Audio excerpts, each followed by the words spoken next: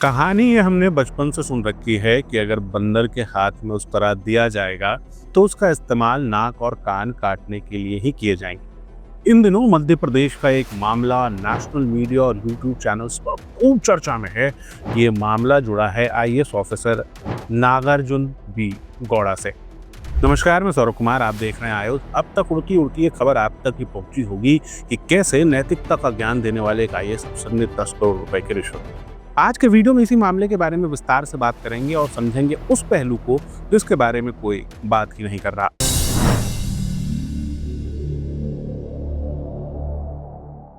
IAS Nagarjun B Gowda social media पर खूब चर्चाओं में रहते हैं, इसलिए भी क्योंकि उन्होंने शादी जिनसे की है वो भी आईएएस हैं और टॉपर रहे हैं सृष्टि देशमुख। अलग अलग यूट्यूब चैनल्स पर जाकर ये गेस्ट फ्रेंड्स हैं, उनसे बात भी करते हैं।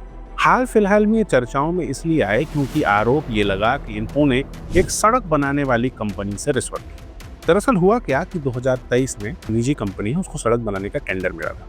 2023 में अपर कलेक्टर प्रवीण फुलपारे थे खंडवा के, उन्होंने उसमें कुछ अनियमितता पाई, मामला कोर्ट में गया, एनजीटी में भी गया और उसके बाद ये आरोप लगे कि इस कंपनी ने बिना किसी आदेश के 3.11 लाख घन मीटर मिट्टी खोद के सड़क बनाने में उसका इस्तेमाल किया, जिसके बाद उनको नोटिस जारी किया गया और ये नोटिस था 51.67 करोड़ रुपए के जुर्माने का।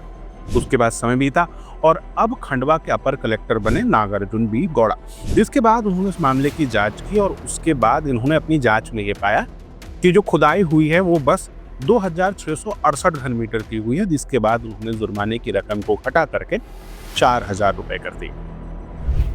एक आरटीआई एक्टिविस्ट ने आरोप लगाया कि इस मामले में पीछे से पैसे लिए गए हैं और कंपनी को फायदा दिया गया है, जिससे सरकार को राजकोषीय घाटा हुआ है। ये 51 करोड़ रुपए आने वाले थे, वो नहीं आए। इस मामले की असलियत क्या है, ये समझने के लिए हमने विधिक एक्सपर्ट से बात करी कि आखिर इस पूरी प्रक्रिया में हुआ क्या। 2023 का जो मामला था उसमें जुर्माना नहीं किया गया था, उसका नोटिस सर्व किया गया था। जब नोटिस सर्व होता है तो सामने जो कंपनी है वह न्यायालय के सामने प्रस्तुत होती है, न्यायालय के सामने अपने साक्ष्य प्रस्तुत करती है। जब न्यायालय के सामने साक्ष्य प्रस्तुत करे गए तो 19 खसरों का यह मामला है। 19 में से 7 खसरों की कंपनी के पास परमिशन थी और 6 की पूर्व में ही 10 साल पहले दूसरी कंपनी को परमिशन दे दी गई थी। मध्य प्रदेश गजट नोटिफिकेशन भी इस मामले पर है कि सागरमाला परियोजना में मुरम और मिट्टी का उपयोग निःशुल्क किया जा सकता है। पूरे मामले को देखा जाए तो ये लीगली एकदम सही है और जो न्यायालय ने अपना निर्णय इस पे सुनाया है वो एकदम सही है।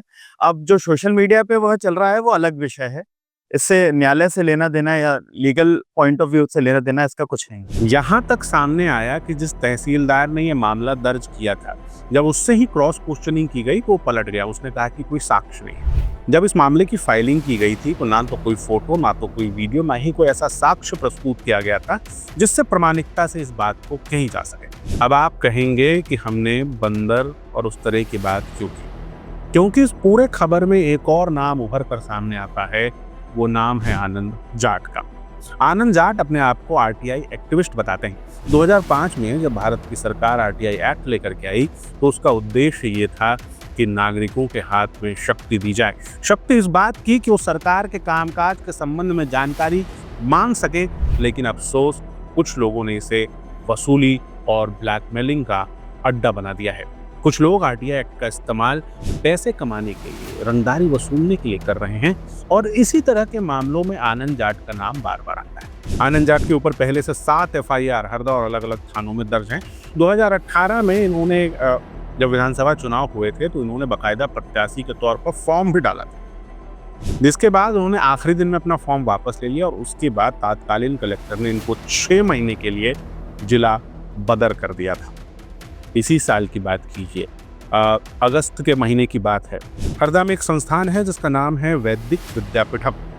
इस संस्था में आनंद जाट घुसते हैं और चिल्लाते हुए पैसे की मांग करते हैं, वहां पर लोगों से बदसलूकी करते हैं, जिसके खिलाफ हरदा के बड़ी संख्या में नागरिक रैली निकालते हैं, इनका विरोध प्रदर्शन करते हैं और थाने में जाकर इनके खिलाफ ज्ञापन देते हैं कि मामला दर्ज किया जाए।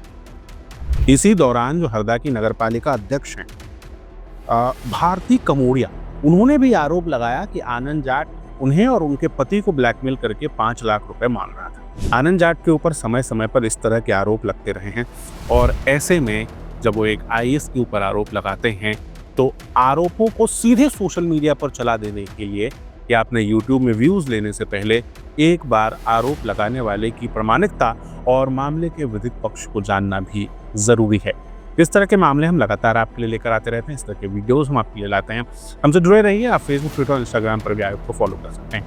आपका बहुत बहुत धन्यवाद। लगातार जुड़े रहने के लिए आयुक्त को सब्सक्राइब जरूर करें।